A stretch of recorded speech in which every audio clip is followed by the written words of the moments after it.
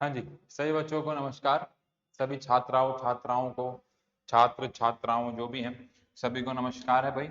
तो last lecture में यानी कि सरफेस केमिस्ट्री के लेक्चर 1 में हम लोगों ने पढ़ा था कि एडजॉर्प्शन क्या होता है, एडजॉर्प्शन का कारण क्या है, और जो मेन चीज हम लोगों ने पढ़ी थी, मेन जो टॉपिक हम लोगों ने पढ़ा था वो था कि एडजॉर्प्शन के क्या हमारे पास थोड़े से फायदे हैं और एक्सोथर्मिक एडजॉर्प्शन क्यों होता है, मतलब बेसिक बेसिक एडजॉर्प्शन पे हमारा काम रहा था। तो आज यानी कि लेक्चर 2 में हम लोग जो मेन बात करने वाले हैं वो बच्चों है कि जो एडजॉर्प्शन होता है, जो एडजॉर्प्शन होता है वो कितने प्रकार का होता है। मतलब मेन टॉपिक हमारा आज का जो रहेगा वो रहेगा कि जो एडजॉर्प्शन होता है वो कितने टाइप का यानी कितने प्रकार का होता है। तो एडजॉर्प्शन दो प्रकार का होता है, एक होता है फिजिकल एडजॉर्प्शन और एक होता है केमिकल एडजॉर्प्शन। अब जैसा कि शायद आपको नाम से लग रहा हो कि फिजिकल एडजॉर्प्शन में क्या होता है, एड्सॉर्बेंट और एड्सॉर्बेट के बीच में फिजिकल बॉन्ड यानी कि फिजिकल अट्रैक्शन रहता है। और वहीं पे केमिकल एड्सॉर्प्शन में अभी हम इनको डिटेल में भी पढ़ेंगे, लेकिन पहले बेसिक आइडिया डेवलप कर लें कि केमिकल एड्सॉर्प्शन के अंदर क्या होगा। एड्सॉर्बेट और एड्सॉर्बेंट के बीच में केमिकल बॉन्ड बन जाएगा, चाहे वो आयनिक हो चाहे वो कोवलेंट हो। लेकिन वहीं पे फिजिकल एड्सॉर्प्शन जिसको फिजॉर्प्शन भी बोलते हैं, उसमें एड्सॉर्बेट और एड्सॉर्बेंट के बीच में कोई कोई केमिकल बॉन्ड नहीं होगा, सिर्फ और सिर्फ एक फिजिकल अट्रैक्शन होगी जिसको अक्सर हम वंडरवॉल या डायपोल डायपोल अट्रैक्शन कह सकते हैं। तो फिजिकल एड्सॉर्प्शन में क्या होता है, देयर इज ओनली, यानी कि ओनली का मतलब है यहाँ पे केमिकल बॉन्ड नहीं होगा, ओनली फिजिकल अट्रैक्शन होगी, जैसे कि van der Waals dipole dipole etcetera, between adsorbent and adsorbate. यानी एड्सॉर्बेंट और एड्सॉर्बेट, ये अगर हमारे पास है एड्सॉर्बेंट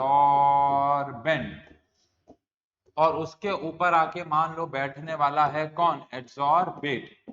तो एड्सॉर्बेट और एड्सॉर्बेंट के बीच में जो बॉन्ड बनेगा वो बॉन्ड कौन सा बॉन्ड होगा, तो आंसर है वो बॉन्ड होगा, एक्चुअली बॉन्ड तो होगा ही नहीं, आप उसे हाइड्रोजन बॉन्ड कह लो, आप उसे वंडरवॉल फोर्स ऑफ अट्रैक्शन कह लो, आप उसे डायपोल डायपोल अट्रैक्शन कह लो, लेकिन केमिकल बॉन्ड नहीं होगा। मतलब आयोनिक बॉन्ड और कोवलेंट बॉन्ड नहीं होने वाले हैं, कोऑर्डिनेट बॉन्ड नहीं होने वाले हैं, weak van der Waal force of attraction mainly उनके बीच में रहेंगे।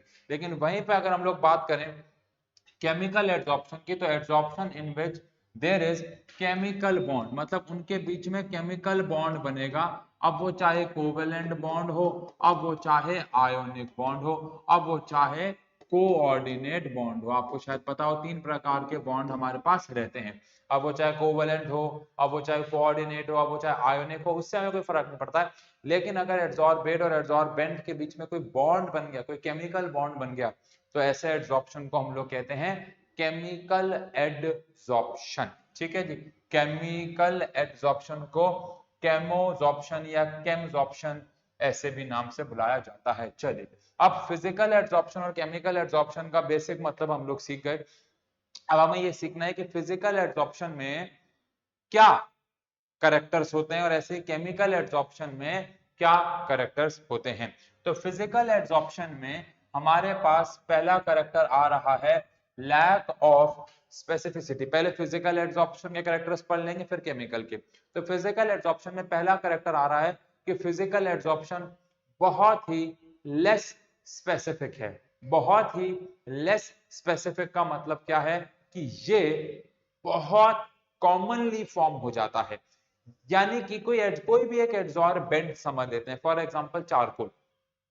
अगर उसको फिजिकली कोई भी गैस को बैठाना है, जैसे कि ऑक्सीजन को, जैसे कि नाइट्रोजन को, जैसे कि एमोनिया को, तो वो किसी को भी फिजिकली अपने ऊपर बैठा सकता है, क्योंकि फिजिकल एड्सॉर्प्शन बनाने के लिए वी रिक्वायर कौन सा अट्रैक्शन, वंडरवॉल, जो कि बहुत कॉमन है, हर कोई बनाता है। तो फिजिकल अट्रैक्शंस बहुत कॉमन होती हैं। रोड पे जा रहे हो आप, आपको एक कोई चीज अच्छी लग गई, कोई गाड़ी अच्छी लग गई आपको, वो गाड़ी आपको अच्छी लगी, वो फिजिकल अट्रैक्शन ही तो है यार। हाँ, आपने उसे खरीद लिया, चला लिया, वो केमिकल अट्रैक्शन है, वो केमिकल बॉन्ड, उसको ऐसे कंपेयर कर सकते हैं, ऐसा एनालॉग समझ सकते हैं। बेटा फिजिकल अट्रैक्शन तो बहुत कॉमन, क्योंकि हमें वंडरवॉल फोर्सेस चाहिए जो कि बहुत कॉमन है, इसके लिए ये बहुत ही लेस स्पेसिफिक है, किसी के भी साथ केमिकल एड्सॉर्प्शन नहीं बनता, लेकिन फिजिकल एड्सॉर्प्शन बहुत ही कॉमन प्रकार का बच्चों क्या है, एक एड्सॉर्प्शन है, क्योंकि एड्सॉर्बेंट जो है does not show any preference क्योंकि वंडरवॉल फोर्सेस बनने में।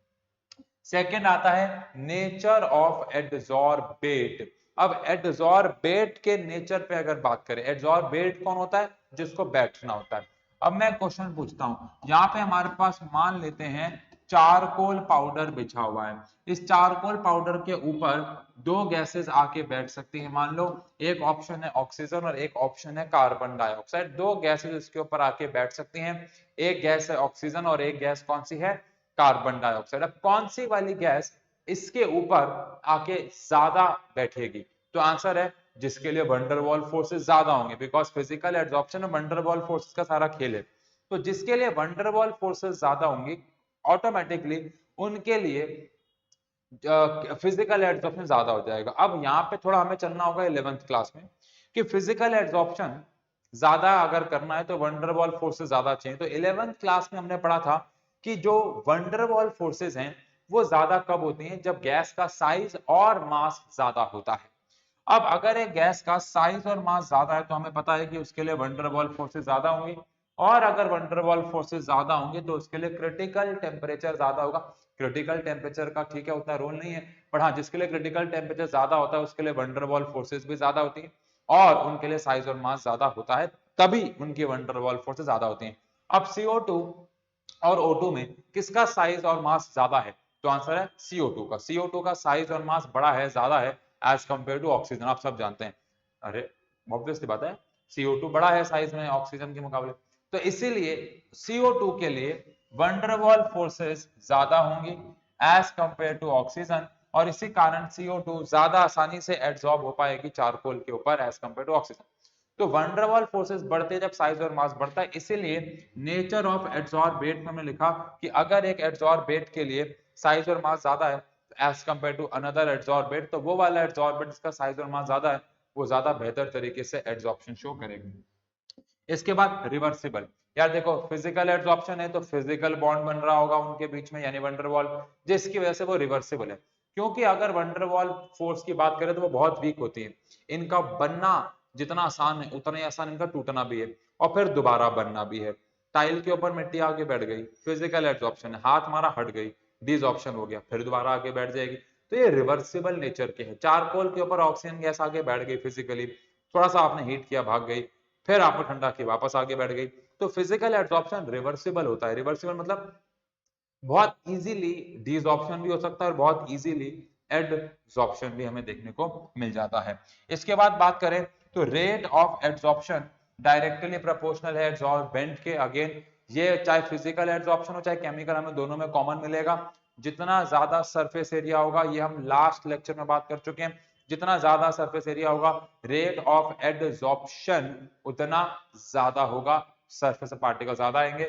इसका फिजिकल और केमिकल से अभी देखेंगे, कोई लेना देना नहीं है, कोई भी हो चाहे फिजिकल हो चाहे केमिकल हो, सेम कहानी सेम बात लागू होती है, ठीक है। इसके बाद बात करें एंथैल्पी ऑफ एड्सॉर्प्शन। देखो एड्सॉर्प्शन करने के लिए कोई तो एनर्जी लगेगी या देनी पड़ेगी, आपको पता है, और वो एनर्जी फिजिकल के केस में बहुत ज्यादा कम है, विच इज अप्रोक्सीमेटली आप कह सकते हो 20, 25, 30, 40, in some cases 45, in some cases 15, but averagely बात करें तो 20 से 40 किलो जूल पर मोल के आसपास एनर्जी लगती है एक फिजिकल बॉन्ड बनाने के लिए, फिजिकल अट्रैक्शन के लिए, फिजिकल एड्सॉर्प्शन के लिए, जो कि रूम टेम्परेचर से ऑब्टेन करना बहुत ज्यादा आसान है। रूम टेम्परेचर से ये बहुत इजीली हमें मिल जाती है, इसीलिए फिजिकल एड्सॉर्प्शन में as such external energy provide नहीं करनी पड़ती। 20 से लेकर 40 किलो जूल पर मोल तो हमें एनवायरनमेंट से ही मिल जाता है, एंड दैट इज हाउ हम ऐसा कहते हैं कि फिजिकल एड्सॉर्प्शन स्पॉन्टेनियस है, अपने आप हो रहा है, हमें कुछ एनर्जी देनी पड़ती है, बहुत कम एनर्जी देनी पड़ती है, क्योंकि ये weak van der Waal force of attraction की वजह से, और उसमें एनर्जी बहुत ही कम लगती है। सबसे important point effect of temperature, आपके हिसाब से गेस करो टेम्परेचर बढ़ाने पे रेट ऑफ एड्सॉर्प्शन के साथ क्या होगा आपके हिसाब से। अगर मैंने टेम्परेचर को एक्स एक्सिस पे लिया और यहाँ पे x बाय m मतलब होता है रेट ऑफ एब्जॉर्प्शन, कितनी गैस एब्जॉर्ब हुई पर यूनिट मास ऑफ कितना हमने एब्जॉर्बेट लिया। इसको शॉर्ट में अगर हम लिखते तो x बाय m, वैसे इसको बोलते हैं रेट ऑफ एब्जॉर्प्शन। तो आपके हिसाब से रेट ऑफ एब्जॉर्प्शन टेम्परेचर के साथ कैसे वेरी करेगा, कॉमन सेंस का क्वेश्चन है। टेम्परेचर बढ़ाने पे क्या होगा, आंसर टेम्परेचर बढ़ाने पे जो वंडरवॉल फोर्सेस बनी थी वो टूटना शुरू हो जाएंगी, तबाह होना शुरू हो जाएंगी। वंडरवॉल फोर्सेस टेम्परेचर बढ़ाने पे टूटती हैं। अब आप सोच रहे हो कि सर अगर हम टेम्परेचर बढ़ाएंगे तो हो सकता है उनके बीच में केमिकल बॉन्ड बन जाए, हो सकता है, बट अभी हमारा फोकस कौन है, अभी हमारा फोकस है सिर्फ और सिर्फ फिजिकल एड्सॉर्प्शन। तो हम ये तो सोच ही नहीं रहे हैं कि टेम्परेचर बढ़ाने पे केमिकल हो जाएगा, वो आगे की बात होगी। लेकिन अगर हम यहाँ पे रेट ऑफ एड्सॉर्प्शन की बात करें तो टेम्परेचर के बढ़ाने पे रेट ऑफ एड्सॉर्प्शन कम हो जाएगा अगर वो फिजिकल है, क्योंकि टेम्परेचर के बढ़ाने पे गैसेस जिन्होंने बहुत weak van der Waal force of attraction बनाया हुआ था वो गैसेस हाईली एनर्जेटिक हो जाएंगी और एनवायरनमेंट में अपनी एनर्जी डेसिपेट करने के लिए भाग जाएंगी। And that is why rate of absorption temperature के साथ इनवर्सली प्रोपोर्शनल होगा। किस में, आंसर है फिजिकल एब्जॉर्प्शन। केमिकल में क्या होगा बात कर लेंगे बच्चों। फिर आएगा multi layers are form, multi layers बनेंगे। अब इसका मतलब क्या है, इसका मतलब ये है कि भाई अगर हमारे पास यहाँ पे एड्सॉर्बेट है, सॉरी वेंट है, और इसके ऊपर गैसेस आके बैठी हुई हैं या बैठ रही हैं जो कि एड्सॉर्बेट है, इसके ऊपर ऑक्सीजन कोई भी गैस मान लो आके बैठी जो कि हमारे लिए एड्सॉर्बेट है और एड्सॉर्बेंट पे आके बैठ गई। अब एक लेयर इसके ऊपर आके बैठ गई, अब एक लेयर इसके ऊपर आके बैठ गई, उसके बाद क्या होगा, तो आंसर है इस लेयर के ऊपर एक और लेयर फॉर्म होगी, इस लेयर के ऊपर एक और लेयर फॉर्म होगी। यस और नो, आंसर है इस लेयर के ऊपर एक और लेयर फॉर्म होगी। क्यों, क्योंकि पहले वाली लेयर जब इस एड्सॉर्बेंट के ऊपर बैठी, एड्सॉर्बेंट के पार्टिकल को स्टेबलाइज करने के लिए, तो एड्सॉर्बेंट के पार्टिकल्स तो स्टेबलाइज हो गए, लेकिन जो एड्सॉर्बेट के पार्टिकल उसके ऊपर आके बैठे वो तो भी अनस्टेबल है, उनको ऊपर से कोई स्टेबलाइज करने वाला नहीं है। तो फिर क्या होगा, ये एड्सॉर्बेट के पार्टिकल एक और लेयर बनाने की कोशिश करेंगे, एड्सॉर्बेट के पार्टिकल एक और लेयर बनाने की कोशिश करेंगे, चाहे सेम की चाहे किसी और की, वो हमारा फोकस नहीं है। अच्छा, फिर आप सोच रहे होगे कि जो सरफेस पे अगर लेयर बन गई, अगर वो कोशिश में कामयाब हुए तो वो एक सेकेंड लेयर बन गई, अब सेकेंड लेयर अनस्टेबल होगी, हाँ तो फिर एक थर्ड लेयर बनेगी। ऐसे आप समझते रहे ना यार कि लेयर पे लेयर बनेगी, ऑब्वियस सी बात है, थोड़ी है ना बेंच के ऊपर मिट्टी आगे बैठी, अब ये थोड़ी कि मिट्टी बैठेगी फिर मिट्टी के ऊपर और मिट्टी, मिट्टी को मिट्टी से बैठते रहेगी ऐसे पूरा बुर्ज खलीफा बन जाएगा, नहीं बेटा, ऑब्वियस सी बात है बहुत सारी चीजें यहाँ पे और भी इन्वॉल्व्ड हैं, जैसे एंगल ऑफ रिपोज, ग्रेविटी, मान लो शीशा साइड में मिट्टी की लेयर बनती गई, ग्रेविटी की वजह से गिर गई, तो बहुत सारी चीजें इन्वॉल्व हैं उसके अंदर, एक छोटी चीज एक सिंगल चीज इन्वॉल्व नहीं है, बहुत सारी चीजें इन्वॉल्व है। और उन सारी चीजों को देखते हुए अगर हम कहें तो मल्टी लेयर फॉर्म होती है जब कौन सा एड्सॉर्प्शन होता है बच्चों, फिजिकल एड्सॉर्प्शन होता है। तो मल्टी लेयर्स फॉर्म होती है क्योंकि पहली लेयर जब बनती है एड्सॉर्बेट की तो वो एड्सॉर्बेंट के पार्टिकल्स को तो स्टेबलाइज कर देती है, लेकिन एड्सॉर्बेट के पार्टिकल अनस्टेबल होके फिर वो एक और लेयर बनाते हैं, तो ऐसा कुछ होता है। तो क्या क्या पॉइंट्स हमने फिजिकल एड्सॉर्प्शन में पढ़े, सबसे पहला ये बहुत ही कम स्पेसिफिक है, किसी को भी बैठा लेता है physically. Second, nature of adsorbate की बात करें तो जैसे अगर एक गैस बैठ रही है तो उसका अगर साइज और मास ज्यादा है तो वंडरवॉल फोर्स ज्यादा होंगी तो वो ज्यादा आसानी से एड्सॉर्प्शन करा पाएगा। इसके बाद रिवर्सिबल नेचर का है, रिवर्सिबल का मतलब ये है कि अगर एड्सॉर्प्शन हो रहा है तो डीसॉर्प्शन भी बहुत आसान है फिजिकल में, और फिर डीसॉर्प्शन हो रहा है तो वापस से एड्सॉर्प्शन होना भी बहुत आसान है। फिर हमने बात की रेट ऑफ एड्सॉर्प्शन की, तो सरफेस एरिया बढ़ाने पे रेट ऑफ एड्सॉर्प्शन बढ़ेगा, चाहे वो फिजिकल हो चाहे वो केमिकल हो। फिर एंथैल्पी ऑफ एड्सॉर्प्शन की बात की तो बहुत कम, बहुत लो एंथैल्पी ऑफ एड्सॉर्प्शन चाहिए, which is 20 to 40 kilo joule per mole, जो कि रूम टेम्परेचर से ही लगभग लगभग मिल जाती है इजीली। फिर हमने बात की इफेक्ट ऑफ टेम्परेचर, टेम्परेचर बढ़ाने पे रेट ऑफ एड्सॉर्प्शन जो है वो कम होता है, टेम्परेचर बढ़ाओगे रेट ऑफ एब्जॉर्प्शन कम होगा, बिकॉज टेम्परेचर के बढ़ाने से गैसेस भागना शुरू हो जाती हैं, है ना भाई। और फिर हमने उसके बाद बात की बच्चों मल्टी लेयर फॉर्म होगी, एक के ऊपर दूसरी लेयर, दूसरे के ऊपर तीसरी लेयर जब तक बन सकती है। अब अच्छा, हमेशा ऐसा भी नहीं है कि मल्टी लेयर बन पाएंगे, कभी कभार एक ही लेयर बन पाएगी, लेकिन बनने को बन सकती हैं मल्टी लेयर्स, ठीक है जी। इसके बाद बात आती है केमिकल एब्जॉर्प्शन। अब केमिकल एब्जॉर्प्शन में क्या होता है, ये तो हमने पढ़ लिया कि इसमें एड्सॉर्बेट और एड्सॉर्बेंट के बीच में एक केमिकल बॉन्ड बन जाता है। अब वो चाहे बॉन्ड कोवेलेंट हो, अब वो चाहे बॉन्ड आयनिक हो, अब वो चाहे बॉन्ड कोऑर्डिनेट हो, हमें उससे कोई फर्क नहीं पड़ता। लेकिन इस प्रोसेस में एड्सॉर्बेट और एड्सॉर्बेंट के बीच में एक केमिकल बॉन्ड बन जाता है, and that is why this is known as chemical adsorption या केमोजॉर्प्शन। अब केमिकल एड्सॉर्प्शन या केमिजॉर्प्शन में पहला पॉइंट अच्छा आपको कंपेयर करते चलना है। पहला पॉइंट आ रहा है, ये हाईली स्पेसिफिक है। फिजिकल एड्सॉर्प्शन में एड्सॉर्बेट और एड्सॉर्बेंट के बीच में कोई बॉन्ड नहीं बन रहा था, weak van der Waal force of attraction, जो कि बहुत कॉमन है, कोई भी दो लोग बना सकते हैं। लेकिन केमिकल एड्सॉर्प्शन में यानी केमिजॉर्प्शन में क्या होता है बच्चों, दोनों के बीच में बॉन्ड बनता है। और केमिकल बॉन्ड बनना कोई ऐसे कॉमन बात नहीं है, बहुत सारी कंडीशंस आपस में मैच होनी चाहिए। चाहे वो ionisation energy electron gain enthalpy का पेयर हो, चाहे वो साइज का पेयर हो, चाहे वो ऑक्सीडेशन नंबर का पेयर हो, बहुत सारी चीजें आपस में मैच होनी चाहिए, चार्ज बैलेंस हो, बहुत सारी चीजें आपस में मैच होनी चाहिए, तब जाके बॉन्ड बनता है। तो इसीलिए ये ऐसा कॉमन नहीं है, ये बहुत रेयर है और बहुत ही हाईली स्पेसिफिक है। हर कोई एड्सॉर्बेंट और एड्सॉर्बेट का पेयर क्या नहीं बना सकता, केमिकल एड्सॉर्प्शन नहीं कर सकता। ठीक है जी, एग्जांपल, ऑक्सीजन जो है वो केमिकल एड्सॉर्प्शन कर लेता है आयरन के साथ जब रस्टिंग होती है तो। Second, irreversibility.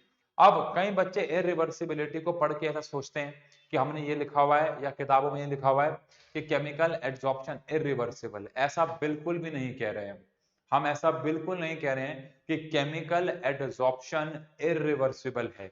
हम ये कह रहे हैं कि केमिकल एड्सॉर्प्शन बहुत मुश्किल से रिवर्स होता है, बहुत मुश्किल से रिवर्स होता है। उसके लिए आपको हाई एनर्जी देनी पड़ती है। इन सम केसेस यस, आज तक कर ही नहीं पाए हैं, और इन सम केसेस बहुत हाई टेम्परेचर पे करना पड़ता है। अच्छा, एक दो केस ऐसे भी होंगे जहां बहुत इजीली हो जाए। तो इसलिए जनरल पॉइंट ऑफ व्यू पे बात करें तो केमिकल एड्सॉर्प्शन को रिवर्स करना इट इज क्वाइट डिफिकल्ट, ये काफी मुश्किल है। कैसे मुश्किल है इसको समझो। अगर एड्सॉर्बेट और एड्सॉर्बेंट के बीच में बॉन्ड बन गया, अगर एड्सॉर्बेट और एड्सॉर्बेंट के बीच में केमिकल बॉन्ड बन गया तो क्या होगा, तो ये होगा बच्चों कि एड्सॉर्बेट और एड्सॉर्बेंट के बीच में अगर बॉन्ड बन गया तो उसको तोड़ने के लिए आपको बहुत ज्यादा एनर्जी देनी पड़ेगी, एंड इन सम केसेस तो वो हम दे भी नहीं पाते। जैसे ऑक्सीजन और आयरन के बीच में केमिकल बॉन्ड फॉर्म हो गया, अब आप क्या करोगे। अब आप उस आयरन को ऑक्सीजन से अलग बहुत इजीली नहीं कर सकते। बच्चा कहता है मैं रेग मार यानी सैंड पेपर मारूंगा और आयरन के ऊपर से ऑक्सीजन गैस चली जाएगी, तो ऑक्सीजन गैस नहीं जाती, उससे पूरा का पूरा रस्ट हटता है। मान लो आपके पास आयरन है और उसके ऊपर Fe2O3 आगे बैठ गया। अब डिसऑर्प्शन का मतलब क्या है, रिवर्सिबल का मतलब क्या है, आपको ऑक्सीजन को अलग करना है आयरन से। लेकिन जब हम एक आयरन के टुकड़े को सैंड पेपर यानी रेग मार से रब करेंगे, सैंड पेपर यानी कि रेग मार से रब करेंगे, तो आप सिर्फ ऑक्सीजन को हटाएंगे या पूरा का पूरा आयरन ऑक्साइड हटाएंगे, तो आंसर है पूरा का पूरा आयरन ऑक्साइड हटा देंगे। और अगर आप पूरा का पूरा आयरन ऑक्साइड हटा देंगे तो फिर वो डिसऑर्प्शन कैसे हुआ, वो तो आपने एड्सॉर्बेंट को भी हटा दिया और एड्सॉर्बेट को भी। इसलिए तो मैं कह रहा हूँ बहुत मुश्किल है, ऐसा नहीं डिफिकल्ट, ये इम्पॉसिबल है, पाया जा सकता है, फ्यूचर में बात करेंगे। लेकिन अभी के लिए आप इरिवर्सिबल को ऐसे दिल पे मत लगाना कि इरिवर्सिबल का मतलब है कि ये वापस ही नहीं जा सकता, ऐसा नहीं कह रहे हैं। हाँ, इजीली रिवर्सिबल ये नहीं, आसानी से आप इसे रिवर्स नहीं कर सकते। ठीक है जी, अगला point, rate of chemical adsorption की अगर बात करें तो सरफेस एरिया के वो डायरेक्टली प्रोपोर्शनल एड्सॉर्बेंट के वो दोनों में ही रहेगा। मैंने बताया था चाहे फिजिकल एड्सॉर्प्शन हो चाहे केमिकल, दोनों के वो डायरेक्टली सरफेस एरिया के डायरेक्टली प्रोपोर्शनल रहेगा। इसके बाद एंथैल्पी ऑफ एड्सॉर्प्शन की बात करें, याद करेंगे वहां पे एंथैल्पी ऑफ एड्सॉर्प्शन जो था वो 20 से लेकर 40 किलो जूल पर मोल था, जो कि रूम टेम्परेचर मिल जाता है। लेकिन यहाँ पे यही आंसर 80 से 240 किलो जूल पर मोल आ गया, which is quite high, which is quite large. तो इसीलिए बहुत सारे ऐसे एड्सॉर्प्शन हैं जो केमिकल है और रूम टेम्परेचर पे हो जाते हैं, बहुत सारे मतलब आउट ऑफ 100। मान लो हमारे एनवायरनमेंट में 100 ऐसे एड्सॉर्प्शन हैं जो केमिकल है, तो उसमें से 10 12 15 20 ऐसे होंगे जो रूम टेम्परेचर पे हो रहे हैं, 60 70 किलो जूल पे हो रहे हैं। लेकिन मोस्ट ऑफ देम को हमें ज्यादा एनर्जी देनी पड़ती। जितने भी इलेक्ट्रोड प्रोसेस हैं, जितने भी मेटल कैटालिसिस हैं, सब में हमें एनर्जी देनी पड़ती है।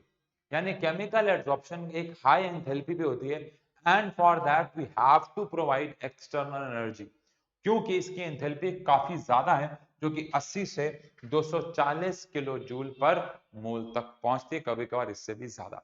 तो एंथैल्पी बहुत हाई है केमिकल की फिजिकल के मुकाबले। लेकिन सबसे इंटरेस्टिंग है इफेक्ट ऑफ टेम्परेचर। उससे पहले मैं यहाँ पे लिख देता हूं जो पॉइंट यहाँ पे मिसिंग है, वो है कि multi layers are not formed but only unilayer. यहां आपको मल्टी लेयर नहीं मिलेगी, यूनिलेयर मिलेगी। यार क्यों? अरे एड्सॉर्बेंट और एड्सॉर्बेट के बीच में क्या बात कर दी आपने? एड्सॉर्बेंट और एड्सॉर्बेट के बीच में यहां पे केमिकल बॉन्ड बन चुका है यार। और अगर एड्सॉर्बेंट और एड्सॉर्बेट के बीच में केमिकल बॉन्ड बन गया है, तो फिर एड्सॉर्बेंट भी स्टेबल हो गया है और एड्सॉर्बेट भी। पिछली बार क्या था, इनके बीच में एक क्या बना था, वंडरवॉल फोर्स ऑफ अट्रैक्शन, जिसकी वजह से एड्सॉर्बेंट के पार्टिकल तो स्टेबलाइज हो गए थे, लेकिन एड्सॉर्बेट के पार्टिकल्स को ऊपर से स्टेबलाइज करने वाला कोई नहीं था, तो वो मल्टी लेयर बना रहे थे। लेकिन यहाँ पे खेल क्या है, यहाँ पे दोनों के बीच में क्या बन चुका होगा, केमिकल बॉन्ड। अब वो चाहे आयोनिक हो, मैं बार बार बोल रहा हूं, अब वो चाहे कोवेलेंट हो, वो कोई भी बॉन्ड हो, लेकिन बॉन्ड तो बन गया ना। और बॉन्ड बनने की वजह से, बॉन्ड जो कि एक स्ट्रॉन्गर फोर्स ऑफ अट्रैक्शन है, एड्सॉर्बेंट भी स्टेबलाइज हो जाता है और एड्सॉर्बेट भी स्टेबलाइज हो जाता है, जिसकी वजह से मल्टी लेयर का कोई सवाल पैदा नहीं होता है। ठीक है, लेकिन सबसे इंपॉर्टेंट बात है इफेक्ट ऑफ टेम्परेचर। टेम्परेचर का क्या लेना देना होगा नेचर ऑफ एब्जॉर्प्शन कौन सा है, ये बात ध्यान रखें, केमिकल है। फिजिकल में क्या हुआ था, फिजिकल में टेम्परेचर बढ़ाने पे रेट ऑफ एब्जॉर्प्शन कम होता जा रहा था, कम होता जा रहा था। लेकिन केमिकल में क्या होगा बच्चों, शुरुआत में, पहले मैं इसको बना देता हूं, फिर हम इसके पीछे का कारण भी जान लेंगे। यहां पे हम लोग बना रहे हैं टेम्परेचर, ये बात ध्यान रखिएगा। यहाँ पे हम लोगों ने बनाया हुआ है टेम्परेचर, और यहाँ पे हम लोग फिर से वही रेट ऑफ एब्जॉर्प्शन यानी कि x बाय m दिखा रहे हैं। अब शुरुआत में क्या होगा, टेम्परेचर बढ़ाऊंगा, ऊपर पॉइंट क्या लिखा हुआ है कि इस प्रोसेस के लिए हमें क्वाइट हाई एंथैल्पी चाहिए, 80 से लेके 240। अब जब तक वो नहीं मिलेगी केमिकल एब्जॉर्प्शन नहीं होगा। तो शुरुआत में टेम्परेचर बढ़ाने पे केमिकल एब्जॉर्प्शन बढ़ेगा, क्योंकि उस एंथैल्पी तक हम पहुंचने लगेंगे। तो शुरुआत में टेम्परेचर बढ़ाने पे रेट ऑफ एब्जॉर्प्शन बढ़ेगा बढ़ेगा बढ़ेगा बढ़ेगा और बॉन्ड बन जाएगा। इसको ऐसे समझो कि आयरन और ऑक्सीजन एक दूसरे से फिजिकल एब्जॉर्प्शन बना के बैठे हुए थे। यार ये बात तो क्लियर है ना, अगर मुझे केमिकल एब्जॉर्प्शन बनाना है तो पहले मुझे फिजिकल एब्जॉर्प्शन तो फॉर्म करना ही पड़ेगा। केमिकल एब्जॉर्प्शन से पहले फिजिकल एब्जॉर्प्शन बनेगा। तो आयरन ने अपने ऊपर ऑक्सीजन को फिजिकली तो बैठा दिया, आयरन ने ऑक्सीजन को अपने ऊपर फिजिकली तो बैठा दिया। अब अगर उनको केमिकल अट्रैक्शन, अगर उनको आपस में केमिकल बॉन्ड फॉर्म करना है, तो केमिकल बॉन्ड फॉर्म करने के लिए उनको एनर्जी चाहिए। मैंने उनको धीरे धीरे टेम्परेचर बढ़ा के एनर्जी देना शुरू किया, तो इनके बीच में रिएक्शन होने लग गया और बनने लग गया केमिकल एब्जॉर्प्शन यानी कि आयरन ऑक्साइड। ओके, अब क्या, तो शुरुआत में टेम्परेचर बढ़ाने पे रेट ऑफ एब्जॉर्प्शन बढ़ रहा है, कोई दिक्कत नहीं। लेकिन यार अब आयरन ऑक्साइड जो बन गया है, उसके बीच में भी तो एक बॉन्ड होगा ना, उस बॉन्ड को भी तो, उस बॉन्ड के भी तो टूटने की एक क्षमता होगी, एक हद होगी ना। For an example again, iron और ऑक्सीजन के बीच में जो बॉन्ड बन गया, वो भी तो एक सर्टेन टेम्परेचर पर टूटेगा। मान लो, ऐसा करते हैं, इसको डेटा के साथ थोड़ा सा खेल लेते हैं। मान लो 1000 केल्विन पे पहुंचने पे आयरन और ऑक्सीजन एक दूसरे से 1000 ज्यादा हो जाएगा, ये तो बहुत ज्यादा हो जाएगा यार। मान लेते हैं कि 400 केल्विन पे पहुंचने पे आयरन और ऑक्सीजन के बीच में बॉन्ड बनना शुरू हो गया। तो टेम्परेचर बढ़ने पे रेट ऑफ एब्जॉर्प्शन बढ़ा, और आप धीरे धीरे टेम्परेचर और बढ़ाए जा रहे हो, बढ़ाए जा रहे हो, बढ़ाए जा रहे हो, और आप पहुंच गए 2000 केल्विन तक। अब यार 2000 केल्विन तक टेम्परेचर बढ़ाने पे रेट ऑफ एब्जॉर्प्शन तो बढ़ रहा था, लेकिन 2000 केल्विन एक ऐसा टेम्परेचर है जहां पे आयरन ऑक्साइड जो नया कंपाउंड बन रहा है, जो केमिकल एब्जॉर्प्शन हो रही है, उसके बीच में जो बॉन्ड बन रहा है, 2000 केल्विन इतना ज्यादा टेम्परेचर है कि उस टेम्परेचर पर जो नए बॉन्ड बन रहे हैं वो भी तो टूटना शुरू हो जाएंगे ना। और अगर वो वाले बॉन्ड टूटना शुरू हो गए बच्चों, तो फिर क्या होगा? फिर ये होगा कि रेट ऑफ एड्सॉर्प्शन कम होने लग जाएगा। फिर ये होगा कि रेट ऑफ एड्सॉर्प्शन जो है वो बढ़ने की बजाय कम होने लग जाएगा। इसीलिए बहुत इंटरेस्टिंग ग्राफ है ये कि फिजिकल एड्सॉर्प्शन में तो क्या हुआ था, टेम्परेचर बढ़ाने पे रेट ऑफ एड्सॉर्प्शन कम हो रहा था, बहुत क्लियर था। लेकिन केमिकल एड्सॉर्प्शन में टेम्परेचर बढ़ाने पे रेट ऑफ एड्सॉर्प्शन पहले बढ़ेगा और फिर कम हो जाएगा। कारण मैंने आपको दे दिया, और ये तो मैंने आपको बता ही दिया कि यहाँ पे मल्टी लेयर नहीं बन सकती है। क्यों नहीं बन सकती? क्योंकि बॉन्ड बन गया है, सिंपल। डन, डन है। तो ये हुआ फिजिकल और केमिकल एड्सॉर्प्शन। अब अगर आप में से कोई बच्चा अच्छा है तो वो क्या करेगा, सबसे पहले जब ये क्लास खत्म होगी तो फिजिकल और केमिकल एड्सॉर्प्शन के बीच में डिफरेंस लिखेगा। पहला, फिजिकल और केमिकल में पहला, less specific, highly specific. Low energy चाहिए 20 से 40, हाई एनर्जी चाहिए 80 से 240। यूनिलेयर मल्टीलेयर बनाता है, यूनिलेयर बनाता है। टेम्परेचर बढ़ाने पे कम होता है, यहाँ पहले बढ़ता है फिर कम होता है ना। ये डिफरेंसेस आपको लिखने हैं इसके बीच में। चल, डन। आगे बात करते हैं। क्वेश्चन आ रहा है, why chemisorption is also called activated adsorption. अब साइंस में देखो, दो वर्ड होते हैं, एक्टिव और पैसिव। इंग्लिश वाले तो होते ही हैं, उनकी बात नहीं कर रहा। साइंस में दो शब्द होते हैं, एक्टिव और पैसिव। साइंस में एक्टिव का मतलब होता है कि हमें एनर्जी प्रोवाइड करनी पड़ रही है। इन साइंस एक्टिव मींस हमें एनर्जी प्रोवाइड करनी पड़ रही है ना। और पैसिव मींस हमें कोई एनर्जी नहीं देनी पड़ रही। जैसे बायोलॉजी वाले बच्चे जानते होंगे, एक्टिव ट्रांसपोर्ट होता है, पैसिव ट्रांसपोर्ट होता है। तो एक्टिव ट्रांसपोर्ट क्या होता है? जिसमें हमें एनर्जी देनी होती है और लो कंसेंट्रेशन से हाई लेके जाना होता है। और पैसिव ट्रांसपोर्ट क्या होता है कि भाई वो अपने आप जा रहा है from higher concentration to lower concentration. ऐसे ही बच्चों यहाँ पे आ रहा है हमारे पास एक्टिवेटेड एड्सॉर्प्शन। अब एक्टिवेटेड एड्सॉर्प्शन का मतलब क्या होता है? ऐसा एड्सॉर्प्शन जिसमें हमें एनर्जी देनी पड़ रही है ना, क्योंकि वो एक्टिवेटेड है। और इसीलिए केमीज ऑप्शन यानी केमिकल एड्सॉर्प्शन को हम एक्टिवेटेड एड्सॉर्प्शन बोलते हैं। क्यों? कारण क्योंकि केमिकल एड्सॉर्प्शन में हमें बाहर से क्या प्रोवाइड करनी पड़ती है? एनर्जी, क्योंकि उसके लिए एंथैल्पी बहुत हाई होती है। ये तो हम बात कर चुके हैं। अगला सवाल बहुत ही प्यारा सवाल है कि अगर कोई एड्सॉर्प्शन है जो कि एक फिजिकल एड्सॉर्प्शन था और टेम्परेचर बढ़ाने पे क्या ऐसा हो सकता है कि वो केमिकल एड्सॉर्प्शन में कन्वर्ट हो जाए? आंसर है यस। अगर वो आपस में केमिकल बॉन्ड बना सकते हैं तो। जैसे आयरन के ऊपर मान लो क्लोरीन आके बैठा, उनके बीच में फिजिकल एड्सॉर्प्शन हो रखा है। और अगर ऐसा मान ले थोड़ी देर के लिए कि आयरन और क्लोरीन आपस में, जैसे याद, चलो ठीक है ऐसा करते हैं, टाइल है और मिट्टी, टाइल के ऊपर मिट्टी आके बैठी, फिजिकल एड्सॉर्प्शन। अब आप कितना मर्जी टेम्परेचर बढ़ा लो, मिट्टी टाइल के साथ रिएक्ट तो होगी नहीं ना, तो वहां तो फिजिकल एड्सॉर्प्शन बनने का चांस ही नहीं है। लेकिन जहां पे चांस है, अगर मैं वहां पे टेम्परेचर बढ़ा दूं, तो क्या ऐसा कहना ठीक है कि फिजिकल एड्सॉर्प्शन हो सकता है केमिकल एड्सॉर्प्शन में कन्वर्ट हो जाए? क्योंकि केमिकल बॉन्ड बनाने के लिए पहले पुराने बॉन्ड तोड़ने पड़ते हैं, फिर नए बनते हैं। ये हम 9th क्लास से पढ़ रहे हैं। तो टेम्परेचर बढ़ाने पे वो उन्हें एनर्जी मिलेगी जो हमने बात की थी कि 80 से 240 है। और फिजिकल एड्सॉर्प्शन किस में भी कन्वर्ट हो सकता है? केमिकल। तो यहाँ बिल्कुल यस आंसर है कि टेम्परेचर बढ़ाने पे कोई भी फिजिकल एड्सॉर्प्शन हो सकता है किस में कन्वर्ट हो जाए? केमिकल में, अगर वो केमिकल बॉन्ड बना सकते हैं तो। क्योंकि टेम्परेचर बढ़ाने पे उन्हें एनर्जी मिलती है और एनर्जी मिलने से फिजिकल बॉन्ड केमिकल बॉन्ड में कन्वर्ट हो सकते हैं। चलिए, तो ये यहाँ पे लिखा हुआ है।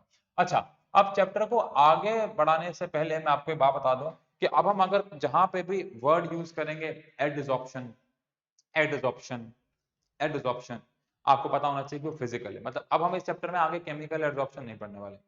हम कोलाइड स्टेट पर जाएंगे, वहां पे भी हमें जरूरत पड़ेगी एडसॉर्प्शन की, तो वही फिजिकल हो। केमिकल एडसॉर्प्शन की अब बात नहीं होगी, जितना पढ़ना था पढ़ लिया। अब अगर हम कुछ नहीं बोलेंगे, अक्सर हम सिर्फ एडसॉर्प्शन बोलेंगे, अब तो आपको समझना है कि हम कौन से एडसॉर्प्शन की बात कर रहे हैं, फिजिकल। थोड़ी सी एक दो और एप्लीकेशन पढ़ लेते हैं फिजिकल एडसॉर्प्शन की, थोड़ी सी एक दो एप्लीकेशंस ऑफ एडसॉर्प्शन यानी कि फिजिकल एडसॉर्प्शन। पहला है प्रोडक्शन ऑफ हाई वैक्यूम। इसका मतलब क्या होता है? मान लो एक कमरे में आपको वैक्यूम क्रिएट करना है, क्या तरीका होता है? वैक्यूम पंप लगाओ, वो सारी हवा को बाहर निकाल देगा, ये तो होता है। लेकिन वो वैक्यूम पंप आप भी जानते हो, मैं भी जानता हूँ, सारी हवा तो बाहर नहीं निकाल पाएगा। उसने 80% हवा बाहर निकाल दी, 85% हवा बाहर निकाल दी। मैं चाहता हूँ 90% 95% वैक्यूम क्रिएट हो, 100% तो बहुत मुश्किल है, 90% 95% वैक्यूम क्रिएट हो, हाई वैक्यूम क्रिएट हो, उसके लिए मैं क्या करूंगा? तो आंसर है उसके लिए मैं उस कमरे में चारकोल पाउडर बिछा दूंगा। पहले वैक्यूम पंप से मैं 80% हवा तो बाहर निकाल लूंगा, तो 80% हवा तो बाहर आ गई। सेकेंडली अब मैं उस कमरे में क्या बिछा दूंगा? चारकोल। चारकोल बिछाने से क्या होगा? चारकोल बिछाने से ये होगा कि वो जो बची हुई गैसेस थी वो चारकोल के ऊपर जाके क्या हो जाएंगी? एड्सॉर्ब। अब अगर बची हुई गैसेस चारकोल के ऊपर जाके एड्सॉर्ब हो गई तो क्या होगा? तो ये होगा कि और हाई वैक्यूम जो है वो वहां पे डेवलप हो जाएगा। क्यों? पहले 80% हवा तो बाहर आ गई, 10-20% हवा वहां बच गई। चारकोल क्या करेगा? बची हुई 10-15% हवा को भी अपने ऊपर क्या कर लेगा? एड्सॉर्ब। और बची हुई 10% हवा को भी अपने ऊपर एड्सॉर्ब कर लेगा, तो वहां पे 90% तक कमरे में वैक्यूम क्रिएट होता है। तो हाई वैक्यूम क्रिएट करने के लिए वी कैन यूज एड्सॉर्प्शन। ठीक है, गैस मास्क बहुत सिंपल है। जो कोल माइंस में लोग काम करते हैं वो बहुत आसपास बहुत सारे कार्बन पार्टिकल्स, पॉल्यूटेड एयर होती है, तो वहां पे उन्हें गैस मास्क दिए जाते हैं। कुछ मास्क होते हैं जो उन्हें पहनने होते हैं, उनमें चारकोल पाउडर का मिक्सचर और बहुत सारी चीजें उसके अंदर मिक्स होती हैं। जब वो सांस लेते हैं तो वो मिक्सचर उस हवा को फिल्टर करता हुआ उनकी नाक तक भेजता है, एंड एज अ रिजल्ट आप समझ सकते हैं क्या होगा? ये होगा कि वो उनको रेस्पिरेटरी प्रॉब्लम से बचाया जा सकता है, बहुत सारी प्रॉब्लम से बचाया जा सकता है अगर वो उन गैस मास्क का इस्तेमाल करते हैं। तो इसका आता है कंट्रोल ऑफ ह्यूमिडिटी। अब अगर मान लो, इसको दो तरीके से समझ सकते हैं कंट्रोल ऑफ ह्यूमिडिटी को। पहला, मान लो मुझे रेनी सीजन में कोई एक्सपेरिमेंट करना है जहां पे ह्यूमिडिटी बहुत कम चाहिए, लेकिन रेनी सीजन में ह्यूमिडिटी बहुत ज्यादा होती है, तो मैं कमरे में जहां पे मुझे एक्सपेरिमेंट करना है उस कंटेनर में मैं सिलिका जेल रख सकता हूँ। अगर अगर जेल, एल्पाइन जेल, बहुत सारे जेल होते हैं मैं रख सकता हूँ। वो जेल क्या करते हैं? मॉइस्चर को एब्जॉर्ब कर लेते हैं, वाटर वेपर्स को एब्जॉर्ब कर लेते हैं, जिससे कि ह्यूमिडिटी कंट्रोल हो जाती है। तो एक तो इसका एप्लीकेशन ये। सेकेंड एप्लीकेशन क्या है? जूतों में, पानी की बॉटल्स में सिलिका जेल के पैकेट्स डाल दिए जाते हैं ताकि उनमें बदबू ना आए। बदबू किसकी वजह से आती है? पानी के मॉइस्चर की वजह से। कोई जूता आप शोरूम में गए, ट्राई करके आए, आपको पसंद नहीं, आपने नहीं पहना, तो वहां मॉइस्चर ऐड हो गया, आपका पसीना ऐड हो गया, आसपास से वाटर वेपर्स आ गए, तो फिर क्या किया उसने? सिलिका जेल का पैकेट रख दिया। सिलिका जेल का पैकेट क्या करता है? मॉइस्चर को एब्जॉर्ब कर लेता है। मॉइस्चर को एब्जॉर्ब करेगा तो बदबू नहीं आएगी। व्हाइट व्हाइट रैपर भी रखते हैं, कागज भी ठूस कर रखते हैं, वो सब भी मॉइस्चर एब्जॉर्ब करते रहते हैं, बट सिलिका जेल का पैकेट भी करता है। ठीक है जी। इसके बाद removal of colouring matter. Removal of colouring matter. अब आप सोचो, मैटर फ्रॉम सॉल्यूशन मतलब, मान लो इसको इस तरीके से समझो, इस पॉइंट को इस तरीके से समझो कि आपके पास क्या है? एक डाई है जो बहुत ज्यादा, एक इंक है जो बहुत ज्यादा डार्क हो गई है, बहुत ज्यादा डार्क ब्लू कलर हो गया क्योंकि उसके अंदर आपने डाई ज्यादा मिक्स कर दी है। तो हम उसके अंदर चुटकी भर चारकोल पाउडर डाल सकते हैं। चारकोल जो होता है वो डाई के पार्टिकल्स को अपने ऊपर एब्जॉर्ब कराता है, फिर आप उसे फिल्टर कर सकते हो। तो इससे क्या होगा? इंक में से डाई कम हो जाएगी, रिलेटिवली वाटर ज्यादा हो जाएगा, सॉल्वेंट ज्यादा हो जाएगा और कलर फेड हो जाएगा। अगर कोई डाई वगैरह है और उसका कलर बहुत ज्यादा डार्क है, तो चारकोल पाउडर या इन सब चीजों का इस्तेमाल करके हम उस कलर को फेड कर सकते हैं बच्चों, है ना। ऐसे ही शुगर वगैरह में भी काम आता है। अपन नाम सुना होगा, शक्कर होती है, आप ऐसे कुछ यूज भी करते होंगे, शक्कर, खांड। वो क्या होती है? उसमें वो थोड़ा से ब्राउन से कलर की होती है, तो उसको रिफाइंड शुगर यानी एकदम ट्रांसपेरेंट बनाने के लिए उसको एनिमल चारकोल वगैरह से पास करवाया जाता है। ठीक है जी। चलिए, सेपरेशन ऑफ इनर्ट गैसेस। मान लो मुझे इस कमरे में नाइट्रोजन, ऑक्सीजन और कार्बन डाइऑक्साइड वगैरह को अलग करना है। एक तरीका तो नाइन्थ में पढ़ा था, लिक्विफाई कर दो फिर धीरे धीरे एक्सपैंड करो, लेकिन एक और बहुत अच्छा तरीका है, वो ये कि कमरे में चारकोल पाउडर बिछा दो और उस कमरे में अलग अलग प्रेशर लगाओ, क्योंकि हर अलग अलग प्रेशर पे अलग अलग गैस आके उसके ऊपर एड्सॉर्ब होगी, क्योंकि सबकी एड्सॉर्प्शन कैपेसिटी अलग अलग है। इससे हम अलग अलग गैस को अलग अलग कर सकते हैं, बट ये उतना एफिशिएंट नहीं है। ज्यादा बेहतर तरीका तो वैसे लिक्विफिकेशन ऑफ गैस ही है। कमरे की हवा को सबको लिक्विफाई कर दो, धीरे धीरे एक्सपैंड करो, अलग अलग प्रेशर पे अलग अलग गैस बाहर आ जाएगी। बट ठीक है, एप्लीकेशन तो एप्लीकेशन है। इसके बाद बीमारियां ठीक करनी हो, बीमारियां ठीक करने के लिए भी हम इसको इस्तेमाल कर सकते हैं। कैसे? जैसे कि फॉर एग्जांपल आपकी बॉडी के अंदर कोई बीमारी आ गई है, अब वो बीमारी किसी केमिकल, किसी टॉक्सिक सब्सटेंस की वजह से है या किसी माइक्रो ऑर्गेनिज्म की वजह से। आपने दवाई खाई, वो दवाई को इस तरीके से डिजाइन किया गया है कि वो उस माइक्रो ऑर्गेनिज्म या वो उस टॉक्सिक सब्सटेंस को अपने ऊपर एब्जॉर्ब कर ले, एब्जॉर्ब करके उसको वो इनसॉल्युबल सब्सटेंस में कन्वर्ट कर दे। अब या तो हमारे पसीने के थ्रू या हमारे यूरिन के थ्रू वो उसे बॉडी से बाहर निकाल देगा, बीमारी से हम बहुत हद तक बच जाएंगे बच्चों। ठीक है ना। सारी दवाइयां ऐसे नहीं काम करती हैं, कुछ दवाइयां ऐसे काम करती हैं, कुछ के तरीके बहुत अलग हैं। चलिए, तो यहाँ पे हमारा ये खत्म होता है एड्सॉर्प्शन क्या है और एड्सॉर्प्शन के दो टाइप्स क्या है। अब यहाँ पे एक नया टॉपिक हम लोग शुरू करने वाले हैं और वो है फ्रेंडलिच आइसोथर्म। ठीक है जी। अच्छा, आपको मैं बता दूं, ये जो चैप्टर है वो हमारा 4 लेक्चर में लगभग जाएगा। ये दूसरा लेक्चर है, 2 और जाएंगे, दोनों में हम लोग कोलाइड्स के बारे में पढ़ेंगे। 2 लेक्चर और जाएंगे मुझे लगता है इसके, फिर चैप्टर हमारा खत्म। उसके बाद हम केमिकल काइनेटिक्स करेंगे। केमिकल काइनेटिक्स को हम उसको पहले कंसेप्ट को सबको वन शॉट में करा के फिर उसके न्यूमेरिकल्स का एक लेक्चर लाएंगे, मतलब 2 लेक्चर में खत्म कर देंगे। ठीक है जी। और ऐसा ही कुछ हम लोग इलेक्ट्रोकेमिस्ट्री में भी करने वाले हैं, लेकिन उसमें लग रहा है 3 लेक्चर तो जाएंगे ही जाएंगे। ठीक है, तो नंबर ऑफ लेक्चर की फ्रीक्वेंसी थोड़ा सा बढ़ा देंगे चाहे, लेकिन आप सिलेबस की टेंशन मत लो। थोड़ा सा चैनल मैंने बताया था लेट शुरू हुआ है, ये थोड़ा सा लेट जाएगा सिलेबस, बट हो सकता है आपके एग्जाम के दिनों तक ये चैप्टर चल रहे हों, हमारे यहाँ पे क्लासेस चल रही हूँ, बट ठीक है, आपको थोड़ा सा हमारा साथ देना होगा, बस और कुछ नहीं है। ठीक है, तो what is an adsorption isotherm. तो एक अंकल हैं जिनका नाम है फ्रेंडलिच, कहीं लिखा होगा यहाँ, हाँ जी। अब फ्रेंडलिच जी ने क्या किया बच्चों, फ्रेंडलिच जी ने, देखो अभी तक हम पीछे जो हमने 2 स्लाइड्स पढ़ी जहाँ पे हमने फिजिकल और केमिकल एब्जॉर्प्शन की बात की, तो वहां पे हमने टेम्परेचर का मदद से पढ़ा कि कैसे रेट ऑफ एब्जॉर्प्शन होता है। और केमिकल की तो हमें बात ही नहीं करनी, हमें बात करनी है फिजिकल की। तो फिजिकल में टेम्परेचर बढ़ाने पे रेट ऑफ एब्जॉर्प्शन कम हुआ, लेकिन फ्रेंडलिच जी ने क्या किया, फ्रेंडलिच जी ने कहा आइसोथर्म बनाऊंगा मैं। आइसो का मतलब होता है सेम और थर्म का मतलब होता है बच्चों टेम्परेचर। यानी कि इन्होंने क्या किया, ये जो काम किया इन्होंने, ये सारा का सारा काम सेम टेम्परेचर पे किया। यानी इस बार हम टेम्परेचर चेंज नहीं करेंगे, मतलब फ्रेंडलिच जी ने टेम्परेचर चेंज नहीं किया, प्रेशर चेंज किया। और उन्होंने कहा जो रेट ऑफ एब्जॉर्प्शन है वो प्रेशर के डायरेक्टली प्रोपोर्शनल लेकिन एक्सपोनेंशियली, वो प्रेशर के डायरेक्टली प्रोपोर्शनल लेकिन एक्सपोनेंशियली, मतलब प्रेशर बढ़ाने पे रेट ऑफ एब्जॉर्प्शन बढ़ेगा। आप छोड़ दो फ्रेंडलिस्ट फिगर, आप अपने कॉमन सेंस लगाओ। अगर हम फिजिकल एब्जॉर्प्शन की बात कर रहे हैं तो प्रेशर बढ़ाने पे वो जो गैसेस हैं सॉलिड के ऊपर आके बैठ रही हैं, अगर तो प्रेशर बढ़ाने पे वो और आसानी से बैठेंगी या मुश्किल से, कॉमन सेंस, वो और आसानी से बैठ पाएंगी वो गैसेस और इजीली उसके ऊपर सेटल हो पाएंगी। तो प्रेशर बढ़ाने पे रेट ऑफ एब्जॉर्प्शन तो बढ़ेगा। बट प्रॉब्लम कहाँ पे आती है, प्रॉब्लम कहाँ पे आती है और बात करें, सबसे पहली बात यहाँ पे तो हम लोग बना रहे हैं प्रेशर और यहाँ पे हम लोग बना रहे हैं रेट ऑफ एड्सॉर्प्शन। अब आप मुझे बताओ, अगर मैं प्रेशर बढ़ाऊंगा तो रेट ऑफ एड्सॉर्प्शन बढ़ना चाहिए, यस और नो, ठीक है। लेकिन जब प्रैक्टिकली देखा गया तो क्या देखा गया कि प्रेशर बढ़ाने पे रेट ऑफ एड्सॉर्प्शन बढ़ तो रहा है, लेकिन बढ़ने के साथ साथ एक लेवल आ रहा है कि उसका रेट कम हो रहा है और एक लेवल पे उसका रेट सैचुरेट हो जा रहा है, वो रुक जा रहा है। अब इसको समझने के लिए फ्रेंडलिच जी हाई प्रेशर पे नहीं समझा पाए कि क्या होगा। देखो पहले ना ऐसा करते हैं, इनकी लिमिटेशन पे भी आते हैं। इन्होंने ये तो बताया कि अगर हम टेम्परेचर को कांस्टेंट रखें तो प्रेशर बढ़ाने पे रेट ऑफ एब्जॉर्प्शन बढ़ेगा, लेकिन उन्होंने यहाँ पे ये नहीं समझाया कि हाई प्रेशर पे क्या होगा। तो it fail to explain at high pressure condition, यानी ये नहीं समझा पाए कि फ्रेंडली जी ये नहीं समझा पाए कि हाई प्रेशर पे रेट ऑफ एब्जॉर्प्शन रुक क्यों जाता है, या जब हम प्रेशर बढ़ा रहे हैं तो रेट ऑफ एब्जॉर्प्शन बढ़ना चाहिए।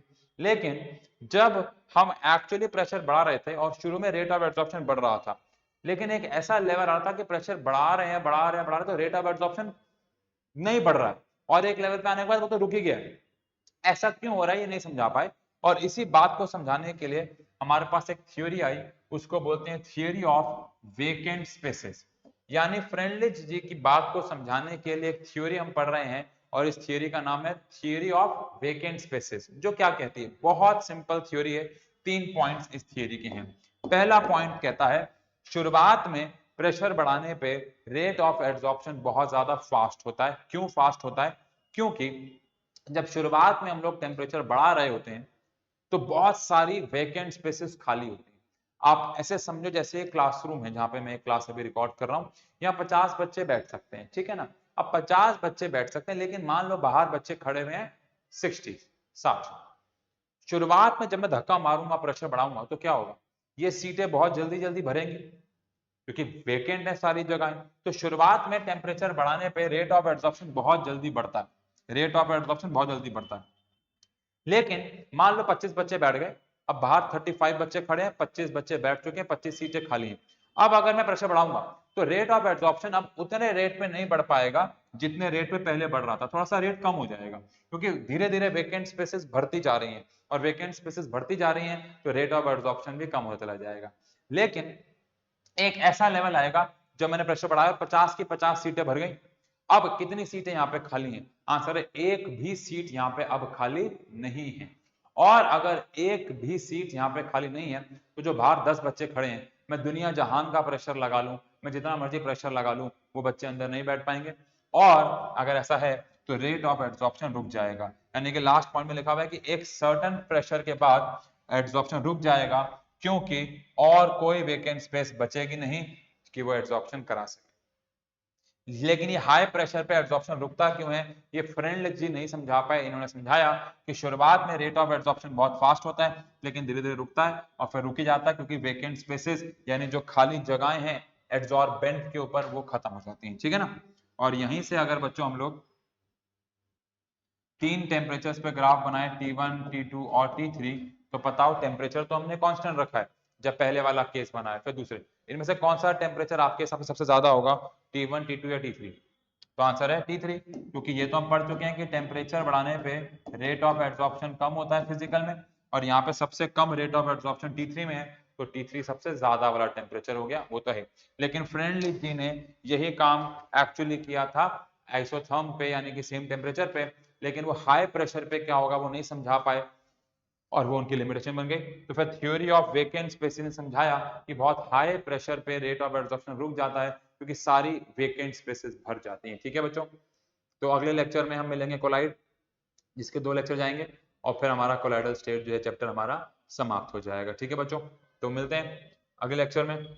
इस टॉपिक में हमने फिजिकल और केमिकल पढ़ा, मेनली फिजिकल और केमिकल एब्जॉर्प्शन में कंपैरिजन किया, जो कि काफी इंपॉर्टेंट टॉपिक भी है, ठीक है बच्चों। डन है, तो मिलते हैं क्लास में। थैंक यू सो मच, शुक्रिया शुक्रिया, टाटा बाय बाय।